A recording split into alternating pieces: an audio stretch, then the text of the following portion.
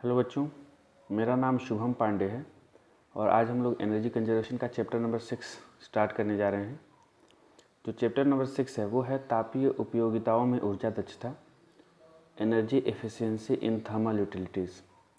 बेटा, इससे पहले हम लोग चैप्टर 5 तक स्टडी कर चुके हैं और अभी हमारा अगला चैप्टर चलने जा रहा है।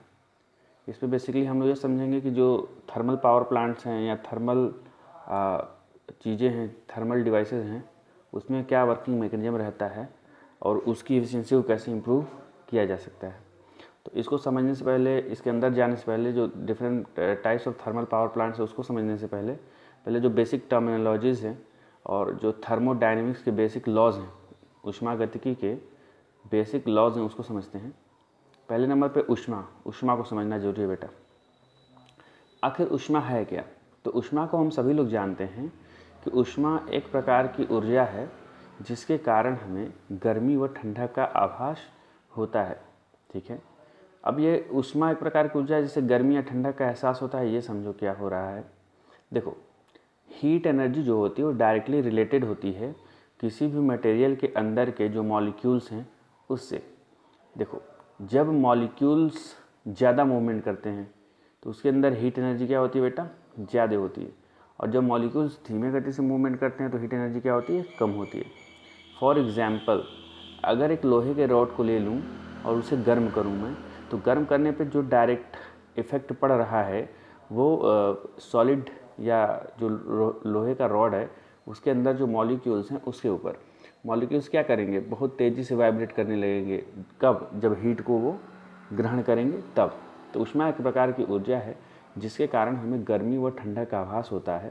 ठीक है, दो वस्तुओं के बीच उसके तापांतर के कारण स्थानांतरित होने वाली ऊर्जा ऊष्मा कहलाती है।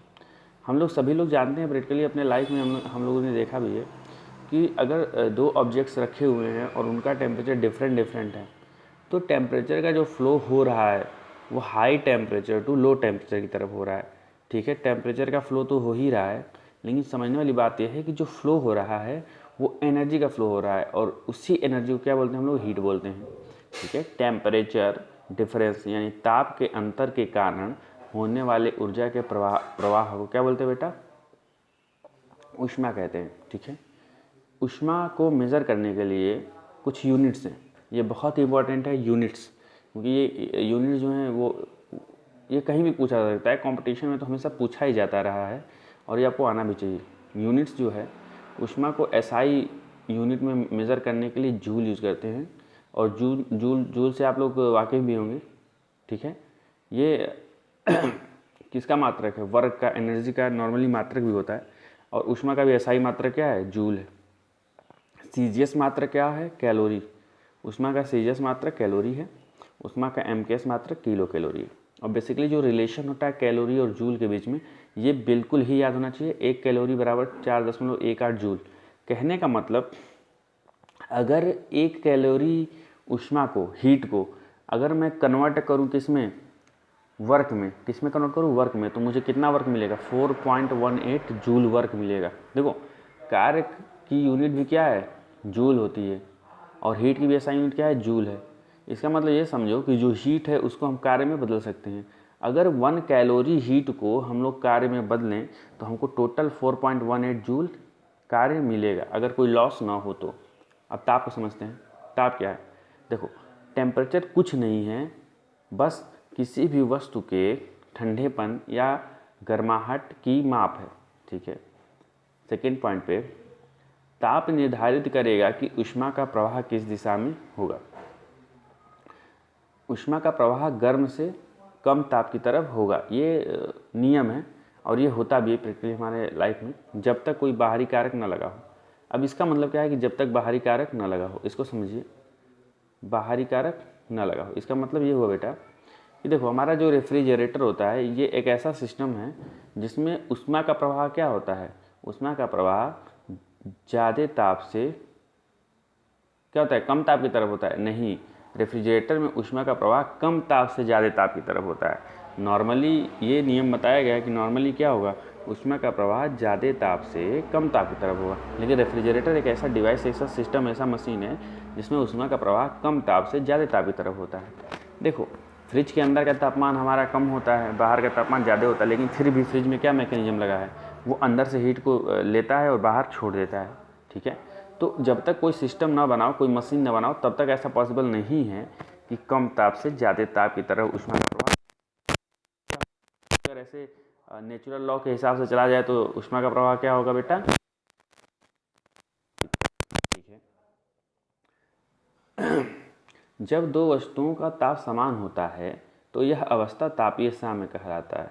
ठीक है, मान लो दो वस्तुओं को कांटेक्ट में रखे हुए हैं, उनका ताप क्या डिफरेंट है, तो ज़्यादा ताप वाले वस्तु से कम ताप वाले की तरफ ऊष्मा का प्रवाह होगा। और ये कब तक होगा बेटा? जब तक कि दोनों का ताप समान नहीं हो जाता। जब दोनों का ताप समान हो जाएगा, ऊष्मा का प्रवाह रुक जाएगा, और इस कंडीशन को क्या बोलेंगे? तापीय साम्य। ठीक है, थर्मल इक्विलिब्रियम बोलते हैं। देखो, अणुगति सिद्धांत को समझते हैं। अणुगति सिद्धांत के अनुसार किसी वस्तु का ताप उसके अणुओं की गतिज ऊर्जा पर निर्भर करता है। इंपॉर्टेंट है बेटा, कोई आपसे पूछे कि अणुगति सिद्धांत के अनुसार ये बताइए कि किसी वस्तु का ताप किस पर निर्भर करता है, तो आप बोलोगे कि अणुगति सिद्धांत के अनुसार किसी भी वस्तु का ताप उसके अणुओं की गतिज ऊर्जा पर निर्भर करता है। मैंने ये भी बताया कि जब किसी भी ऑब्जेक्ट को आप लोग हीट करते हो तो बेसिकली उसका टेम्परेचर तो बढ़ता है, ये आप लोग फील करते हो, लेकिन उसके अंदर क्या होता है? उसके अंदर जो मॉलिक्यूल हैं वो बहुत ही हाई एक्सेलरेशन करने लगते हैं, गति करने लगते हैं। वो भी हो सकती है, रेखीय गति भी हो सकती है, वो गति क्या हो सकती है? वाइब्रेशनल भी हो सकती है, वो गति रोटेशनल भी हो सकती है। हम लोग आगे देखेंगे कि भाई ये किस हिसाब से गति हो रही है। अब देखो, पॉइंट हम लोग पढ़ने जा रहे हैं, ताप का मापक्रम, स्केल ऑफ टेम्परेचर। कि देखो, हीट को हमने मेज़र किया, हीट को किस में मेज़र किया, क्या क्या यूनिट थे? जूल था, कैलोरी था। ठीक है, ये सब यूनिट से हम लोग मेज़र कर रहे थे। अब हम लोग मेज़र करने जा रहे हैं टेम्परेचर को। टेम्परेचर को किस में इसमें मेज़र करते हैं? नॉर्मली डिग्री सेल्सियस है, केल्विन है, फ़ारेनहाइट है, र्यूमर पैमाना है, इन सब से मेज़र करते हैं। ये देखो एक चार्ट है, इसको देख लेना। अगर डिग्री सेल्सियस का प्रतीक जो होता है ये होता है, शो कर रहा है, देखो डिग्री सेल्सियस का ये सिंबल है, केल्विन का ये है, फ़ारेनहाइट का ये है, डिग्री फ़ारेनहाइट, डिग्री र्यूमर ये है। अब देखो, हिमांक, जल का जो हिमांक होता है, बर्फ़ बनना, वो 0 डिग्री सेल्सियस पे बनता है, हमें पता है। उबलता कब है? 100 डिग्री सेल्सियस पे। लेकिन अगर केल्विन पैमाने पे तुम जाते हो, परम ताप व केल्विन पैमाने पे, तो हिमांक कब जमता है? 273.15 डिग्री केल्विन पर जो है हमारा बर्फ़ जमता है। कब उबलता है? 373.15 केल्विन पे।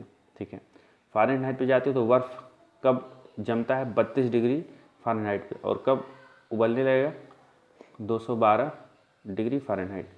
र्यूमर पैमाने पर अगर देखो तो 0 डिग्री र्यूमर पे क्या होगा? बर्फ़ क्या हो जाएगा? जम जाएगा। और 80 डिग्री पे क्या होगा? ये उबलने लगेगा। ठीक है, अब देखो इसके बीच का रिलेशन क्या है। कोई अगर आपके सामने न्यूमेरिकल दे दे कि हाँ चलो डिग्री सेल्सियस में हमारे पास पैमाना है 56 डिग्री सेल्सियस, इसको कन्वर्ट करो र्यूमर में, या इसको कन्वर्ट करो फ़ारेनहाइट में या केल्विन में, तो कैसे कन्वर्ट करोगे? हमारे पास ये रिलेशन है, इस रिलेशन को यूज करके आप एक पैमाने को दूसरे पैमाने में कन्वर्ट कर सकते हो।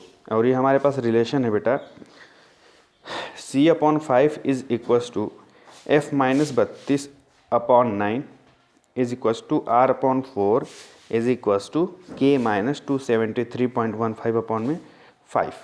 तो ये बेसिकली जो डिग्री सेल्सियस है, फ़ारेनहाइट है, र्यूमर है और केल्विन है, इसके बीच का रिलेशन इस्टेब्लिश करता है। और ये आपको लर्न होना चाहिए। बेसिकली ये इसलिए लर्न होना चाहिए क्योंकि आप अभी जो ये चैप्टर पढ़ रहे हो इसमें हेल्पफुल तो है ही, और आगे चलने पे कंपटीशन में भी इसको यूज़ करोगे आप लोग। तो अगर अभी समझ लो तो अच्छी बात है।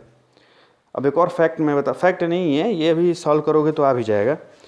देखो, क्वेश्चन ये पूछता है कि वो कौन सा तापक्रम है जिस पे डिग्री सेल्सियस और फ़ारेनहाइट के मापक्रम क्या होते हैं? समान होते हैं। तो -40 डिग्री सेल्सियस एक ऐसा ताप है जिस पे फ़ारेनहाइट का भी माप कितना आता है? -40 डिग्री फ़ारेनहाइट। ठीक है, ऐसा कौन सा तापक्रम है जिसमें फ़ारेनहाइट और डिग्री सेल्सियस के तापक्रम समान होते हैं? तो इसको देखो, इसे ऐसे सॉल्व करेंगे। हम लोग मान लेंगे भैया कि जो डिग्री सेल्सियस पैमाना है वो फ़ारेनहाइट के बराबर होगा, क्योंकि क्वेश्चन में ही पूछा है। जब बराबर होगा तो मान लो x है, तो C/5 = F-32/9 होता है। तो C की जगह पे भी s रख दिया मैंने, और F की जगह पे भी क्या रख दिया हमने? x रख दिया। और इक्वेशन को जब सॉल्व किया मैंने तो इक्वेशन में -40 डिग्री सेल्सियस आ गया है बेटा। ठीक है, समझ में आ रहा होगा, इजी है। अब देखो एक क्वेश्चन है, एक द्रव का क्वथनांक 90 डिग्री सेल्सियस है, फ़ारेनहाइट में द्रव का क्वथनांक ज्ञात कीजिए। तो देखो डिग्री सेल्सियस और फ़ारेनहाइट की बात की है, हम लोग लगाएंगे C/5 = F-32/9। जैसा जिस तरीके से नीड होगी वैसे हम रिलेशन से यूज कर लेंगे। फॉर एग्जांपल अगर हमको सेल्सियस से केल्विन बदलना है तो ये वाला रिलेशन यूज कर लेंगे, ठीक है। C/5 = K-273.15/5, ये वाला रिलेशन यूज कर लेंगे। हमें सेल्सियस और फ़ारेनहाइट के बीच में देखना है तो बेटा हमारे पास ये देखो रिलेशन है, उसको यूज कर लेंगे C/5 = F-32/9। इसमें जो डिग्री सेल्सियस की वैल्यू है उसको पुट किया मैंने और फ़ारेनहाइट को क्रॉस मल्टीप्लिकेशन करके सॉल्व करके मैंने निकाल लिया, आया है 194 डिग्री फ़ारेनहाइट। आई होप आपको समझ में आया होगा। तो आज के लेक्चर में बस इतना ही। आगे हम लोग सेकंड लेक्चर देखेंगे। मेहनत करते रहिए बेटा, हम लोग अपनी तरफ से प्रयास कर रहे हैं, आपको कोई दिक्कत नहीं होगी स्टडीज़ में। हर एक चीज़ हर एक टॉपिक अच्छे से कवर कराया जाएगा। आप लोग में मतलब किसी तरह की कोई प्रॉब्लम नहीं होने वाली है, ओके। अगर कोई कन्फ्यूजन है आप कमेंट करो, पूछो उसको, आपका जो कन्फ्यूजन है उसको हटाया जाएगा। लेकिन पढ़ाई से पीछे मत हटना, क्योंकि ये जो समय चल रहा है वो क्रूशियल टाइम है। अगर अभी नहीं पढ़ोगे बर्डन सर पे आएगा, क्योंकि बहुत सारे सब्जेक्ट्स आपको पढ़ने होते हैं। और देखो हमेशा ये ध्यान रखना कि आपके ऊपर केवल अपनी रिस्पॉन्सिबिलिटी नहीं है, आपके ऊपर अपनी फैमिली की, भाई बहन, समाज, दोस्तों की, और देखोगे एक बड़े स्केल पे तो अपने देश की भी जिम्मेदारी अपने ही कंधे पे है। तो जो भी गाइडलाइन इशू किया जा रहा है गवर्नमेंट के द्वारा उसको आप फॉलो करो, सोशल डिस्टेंसिंग को मेंटेन रखो और हेल्दी रहो, मेहनत करते रहो। घर पे हो तो मम्मी पापा को परेशान मत करना हंसते रहो, एंजॉय करते रहो, जो समय मिला है उसको यूटिलाइज़ करो और एक अपॉर्चुनिटी की नज़र से देखो इसको, ठीक है। तो अभी के लिए बस इतना ही। आगे वाला लेक्चर अपलोड होगा तो आप लोगों को सारी चीज़ें बताई जाएंगी, ओके। धन्यवाद।